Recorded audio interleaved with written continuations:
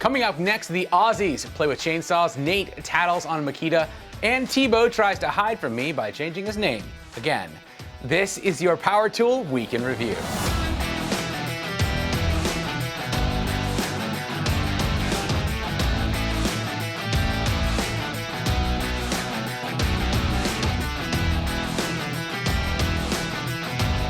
This episode is brought to you by Ohio Power Tool.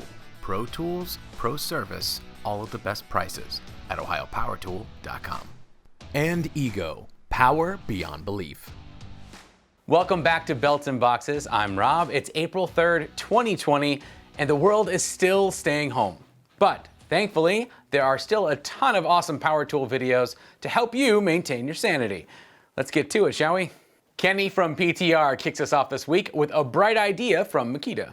Makita has been flooding us with a ton of, all right, no more puns, with a ton of new job site lighting solutions, including the new 18-volt LED flood and spotlight that reaches an incredible 700 yards.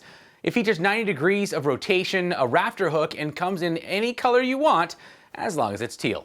Kenny seems to love the strap more than anything else and holds it like this for nearly 35 minutes straight. No idea why. To see if you like this new light as much as Kenny does, visit Pro Tool Reviews on YouTube. With Sarah out of the studio, I thought I wouldn't have to deal with the Oz Tool Talk guys for a while, but she's making me do it. Dwayne headed out to Mike's work site where they set up an awesome 8-model chainsaw battle that included 7 of our favorite electric chainsaws and 1 steel 32cc saw that runs on petrol, which is Australian for beer. Or gas, I'm not sure. The goal here was to determine whether any of these models can match the power of a 32cc gas saw, and the answer was yes, as long as you choose the Milwaukee, DeWalt, or Ego, with Ego being the strongest. And no, their video is not sponsored by Ego, but this one is. Thanks for the bump, boys. Todd from Project Farm is back with another unsponsored tool review, this time testing out drill bit sharpeners. He's got 8 different models. Some of them are far more conventional, while others are a bit more unique. Todd eventually settles on a $22 model that works with a bench grinder. I just buy new bits. I am part of the problem, I know. But tool shopping's fun. Our last stop on YouTube is with our favorite spaceman, who's once again pissing off tool manufacturers for our benefit. Nate once again raids the patent website, this time digging up a bunch of Makita goodies, including a cordless belt sander, framing nailer, and a new line of 64-volt max batteries, which he speculates would be an answer to Milwaukee's MX line of tools. The most interesting of the bunch would be the exoskeleton designed specifically to support a heavy drill used in overhead jobs. If you want to spoil Makita Christmas for yourself, just head over to DORESOOM Tool Reviews on YouTube. Most of us non-essential types are stuck at home, but there's still actual work to be done with Rob Robillard. Hey, Rob. Hey guys, I want to share with you a really quick tip that I use here in the shop. I've been doing this for years. You know, a lot of times, whether I'm using a little palm router or a bigger router or even the router table over here, and I'm changing out bits, I'll turn the machine off, but I don't always unplug it. And so what I've done, years ago, I got in the habit of, I write unplug on all of my wrenches. And it sounds stupid, a little corny, but when I pick the wrench up and I see the unplug, it's just a little safety reminder to me to just pull the cord, change the bit, plug it back in, and be safe. I hope this tip helps, guys. Have a great day. Thanks again, Rob. It's time for a quick stop over at Construction Junkie for our industry news. The tech industry is still determined to replace all of us with robots, but until then, they seem to be willing to settle with cyborgs. To enhance our workforce, yet another exosuit maker has tossed their gear into the job site. This time, Colas, the paving contractor, not the dentist retirement plan, has joined up with a French robotic company called RB3D to create an exoskeleton called ExoPush, specifically for construction. More specifically than that, road construction. And more specific than that, raking asphalt.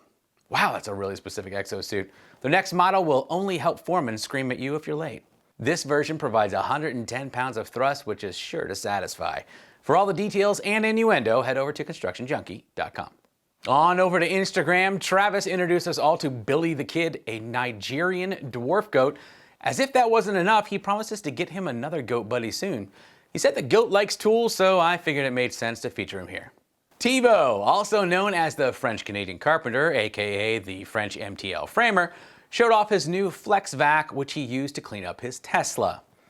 Oh, I'm sorry, I'm just being told that he changed his name again, this time to French MTL Carpentry. Well, that's cool too. Oh, I'm sorry? No, he changed it again. This time it's French MTL Canadian Framer Carpenter, a bit of HVAC and some knitting. You can change your name 100 times, Thibaut. I'm still gonna follow you. And hide in your bushes to make sure that you're safe at night. You know, if Sarah was here, she would have made me cut off after only a single joke. This will teach you guys to leave me alone. Murray from Kruger Construction showed off his new Diamondback belt, all tooled up for trimming out his newly finished basement. And finally, Completely Cordless shared his labeling system to manage his batteries and asked everybody, how do you manage yours? Come to think of it, I just use mine, leave them anywhere when they're dead, then they just show up charged and where they belong. I never ask why. Can you guys hear Sarah screaming 20 miles away as I said that? That's going to do it for us this week, guys. Thank you so much for tuning in. I do want to let you know that unfortunately, while we were recording, we got an email from Milwaukee announcing that they are canceling the NPS New Product Symposium 2020, which is their big annual event where they show off all their new tools and we get to hang out with 180 of our favorite friends. That's a bummer. They do say they're going to do our best to make sure that we stay informed about the new products, and when they tell us, we'll tell you. I want to thank Ego and Ohio Power Tool for sponsoring this episode. And be sure to tune in tomorrow at noon for the next episode of Make or Break. And finally, if you haven't seen it yet, Sarah has a brand new show right here on Belts and Boxes called Sarah's Top 5 DIY. Be sure to check that out too, and I'll see you tomorrow.